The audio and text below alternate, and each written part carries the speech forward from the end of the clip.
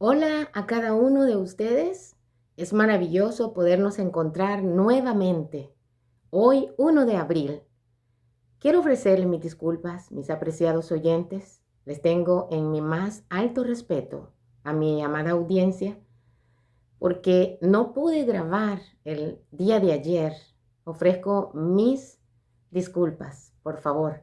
Pero estamos listos, aunque ya es el día avanzado, para llevarles lectura de esperanza a cada uno de ustedes.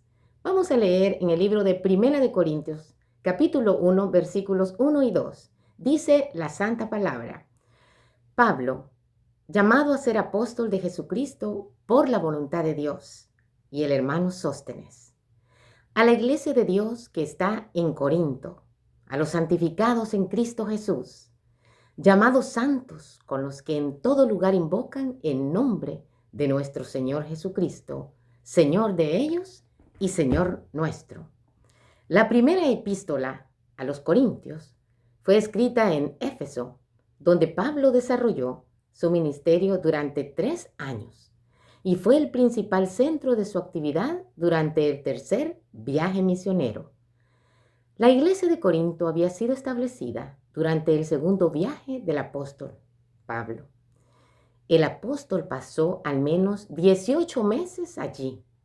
Su labor había sido ardua, pero exitosa, ya que dejó establecida una iglesia próspera en una ciudad de referencia. Me quiero detener acá. ¿Por qué el autor de esta lectura llama a Corinto como una ciudad de referencia? ¿Por qué? Porque Corinto era un istmo. ¿Qué es un istmo? Era como una franja alargada y estrecha de terreno, que el istmo, como tiene esa franja estrecha y alargada, tiene la característica de unir a dos partes diferentes de terreno, penínsulas o continentes. Por ejemplo, Centroamérica, muchos lo llaman que es un istmo porque une a Norteamérica y Suramérica. Tenemos también el istmo de Panamá, que une a Centroamérica y a Suramérica. Tenemos otros también, como el istmo de Suez, que une el continente africano con el continente asiático. Pero ¿por qué el autor sigue llamando a Corinto como una iglesia o una ciudad referente? En tiempos de los romanos, Corinto era una ciudad de riqueza, de lujo e inmoralidad. Estaba ubicada en la llanura que se localiza debajo del elevado Acrocorinto, sobre la parte del istmo, que era un importante puente de tierra entre la parte norte y la parte sur de Grecia. Ya podemos darnos cuenta entonces que en la actualidad la antigua ciudad de Corinto estaba ubicada en el país que ahora es Grecia. Estaba en una cima de 630 metros de altura, que se elevaba en la península del Peloponeso. Estaba fortificada y era usada como lugar de defensa y como adoración pagana. Desde su cumbre se podía divisar allá a lo lejos Atenas. Y eso era en los días claros, porque suele estar nublado. Su ubicación privilegiada le hacía atractiva, poseedora de puertos, y esto era muy importante. Uno era el Cenerea, que conducía hacia Asia, y el otro era Lequeo, que conducía hacia Italia. Y era conocida como la ciudad rica. Si las personas usaban el verbo corintiazo, significaba actuar como un Corinto, pero esto hacía referencia a la depravada condición moral de sus pobladores. Pero ¿por qué también Corinto el escritor lo señala como una ciudad de referencia? Por esta característica, porque como tenía las cualidades de un istmo que unía partes importantes, también, querido, nosotros, Dios nos ha llamado a la unidad como hijos e hijas de Dios. Y Dios también ha unido el cielo y la tierra a través de la cruz del Calvario y específicamente de quien murió en ella. Porque la cruz por sí sola no tiene un valor en sí. Es más, era un oprobio. En otros estudios lo vamos a investigar. Pero el tema de ahora se llama Unidos por la Cruz. Así como Corinto era un punto especial para unir diferentes territorios, también la cruz del Calvario se ha convertido en un punto de referencia que ha tenido la capacidad que nadie, aunque sean importantes en la vida, ha tenido. Y ha sido un punto y un mojón establecido entre el antes de Cristo y el después de Cristo. Nos invita entonces a nosotros a dos propósitos importantes en esta epístola. Número 1, reprochar la apostasía que había en Corinto. Había provocado en la iglesia la introducción de prácticas que corrompían las enseñanzas del Evangelio. Y hoy en día, querido, no es la excepción. Tenemos que ser nosotros cuidadosos y ser arduos lectores de la palabra del Señor para estar claros y seguros qué es lo que Dios dice y es inspirado y qué es lo que Dios no dice en las Sagradas Escrituras. Número 2, para fortalecer la creencia y práctica de algunas cuestiones que los creyentes necesitaban que les fueran aclaradas. En el primer capítulo, Pablo hace un llamamiento a la unidad, amparado en la autoridad que proviene de Dios. Así, les pide a los corintios que concuerden en sus dichos y hechos y que armonicen en pensamientos, intenciones y acciones. Y este es un llamado para nosotros, mi hermano y mi hermana en la fe. El apóstol Pablo nos está haciendo un llamado también a nosotros, a que armonicemos entre lo que hablamos y entre lo que decimos. Con la ayuda de Dios lo podemos hacer. Y también en que estemos acordes. No solamente uniéndonos y reuniéndonos físicamente, sino también estar en un mismo sentir, en un mismo pensar. Pues únicamente la salvación es la que nos une a todos. Es maravilloso, mi hermano, mi apreciado oyente. Solamente Jesucristo, al morir en la cruz del Calvario, tuvo la capacidad y el poder de unir a la familia humana en un mismo sentir, porque así nosotros podemos estar unidos con los asiáticos, africanos, anglosajones, cualquier punto de la tierra y en cualquier momento de la historia. Fue en la cruz del Calvario que la humanidad fue unida y fue reconciliado el cielo con la tierra. Maravilloso. Dios ha escogido, me gustaría que leyéramos en 1 de Corintios, capítulo 1, versículos 26 al 29. Dice las Santas Escrituras: hermanos, pensad lo que erais cuando fuisteis llamados. No erais muchos sabios según la carne, ni muchos poderosos, ni muchos nobles. Antes lo necio del mundo eligió Dios para avergonzar a los sabios.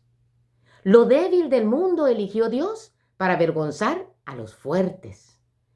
Y lo vil del mundo y lo menospreciado eligió Dios. Y lo que no es, para deshacer lo que es, para que nadie se jacte en su presencia. Gloria al Señor, querido. Dios tiene el poder de podernos hacer que converjamos en un punto, toda la humanidad, durante todas las generaciones, todas las razas, todas las condiciones sociales, políticas y económicas, convergen en un punto convergente, valga la redundancia, que es la cruz del Calvario, donde se expresó el amor inmensurable del cielo para el planeta Tierra, para la humanidad, para ti, mi amado oyente. Qué hermoso es saber que nosotros somos valiosos y que Cristo vino y murió en la cruz del Calvario para podernos unir y reconciliar con el Padre Celestial. Dios escogió lo que el mundo despreciaba, lo que no tiene valor. Detrás de la humildad puede haber sabiduría. Detrás de la fragilidad puede haber poder. Y detrás de lo simple puede haber algo extraordinario. ¿Ustedes se han fijado, queridos, cuando una persona pasa al descanso y muere? Toda la gente van y tienen que sacar una partida de defunción. De acuerdo al país de donde se vive, varían algunas características que debe de poseer la partida de defunción. En El Salvador recuerdo que tiene que ser el nombre completo de la persona, el nombre de los padres, si se conoce, la fecha en que nació, quién era su esposa, su esposo, el lugar donde falleció, la hora en que falleció y la causa de la muerte. Aquí en Estados Unidos le piden a uno tiene que tener el número de social en la partida de defunción. Si ha tenido un número que lo identifique como miembro del ejército y otras cosas más, dependiendo del país. Pero imaginémonos nosotros un momento que estuviéramos en el Calvario, si hubiéramos tenido que firmar el certificado de función de Jesús. ¿Qué habríamos nosotros registrado como cuál fue la causa de la muerte? ¿Murió por un infarto? ¿Murió por sofocación? ¿Murió por cáncer en los pulmones? ¿Cuál fue la causa de la muerte? No sé si tú te has puesto a pensar, mi amado oyente, pero la mayoría de científicos opinan diferentes cosas y algunos también opinan cuál era la causa de la muerte cuando alguien era crucificado. Pero algo sí es cierto, mi amado oyente,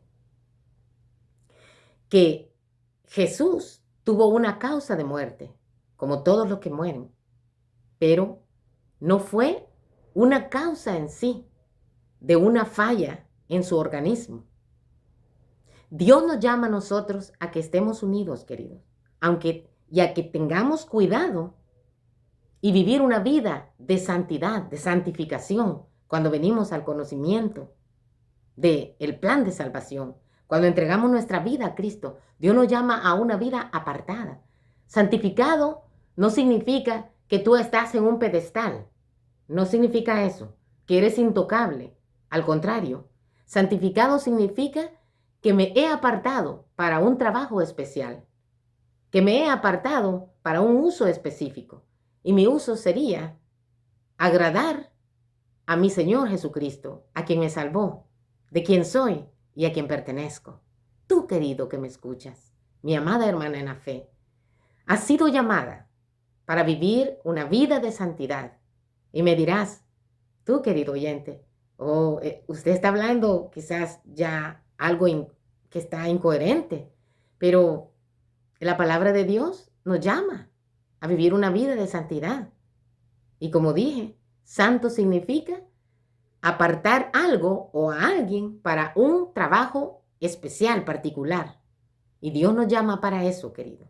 Primeramente, os he enseñado, dice el apóstol Pablo, lo que asimismo recibí, que Cristo murió por nuestros pecados, conforme dice la Escritura. ¿Cuál fue la causa de la muerte de Jesús, mi amado?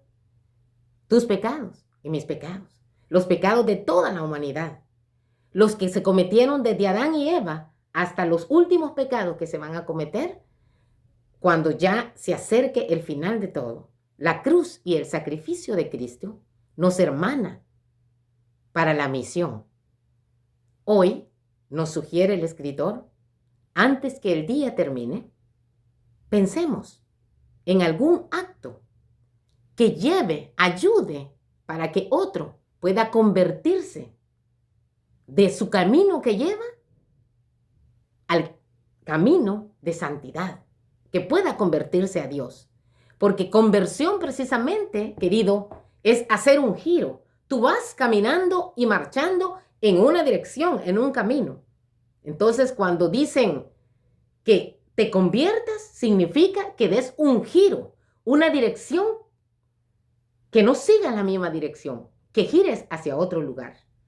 Cuando tú escuchas las voces de mando en el club de conquistadores o en el ejército, dicen conversión a la izquierda, conversión a la derecha. Significa que tú vas marchando al frente, pero cuando te dan la orden de conversión a la izquierda, tienes que girar inmediatamente a la izquierda o a la derecha, de acuerdo a la instrucción.